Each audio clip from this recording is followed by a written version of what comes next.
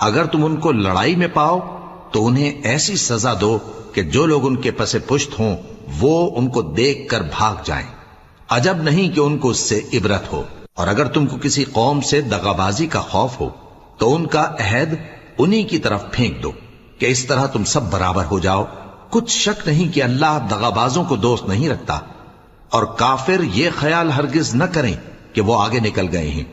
وہ ہمیں عاجز نہیں کر سکتے۔ اور جہاں تک ہو سکے فوج کی جمعیت کے زور سے اور گھوڑوں کے تیار رکھنے سے ان کے مقابلے کے لیے مستعد رہو کہ اس سے اللہ کے دشمنوں اور تمہارے دشمنوں اور ان کے سوا اور لوگوں پر جن کو تم نہیں جانتے اور اللہ جانتا ہے ہیبت بیٹھی رہے گی، اور تم جو کچھ اللہ کی راہ میں خرچ کرو گے اس کا ثواب تم کو پورا پورا دیا جائے گا اور تمہارا ذرا نقصان نہ کیا جائے گا۔ اور اگر یہ لوگ صلح کی طرف مائل ہوں تو تم بھی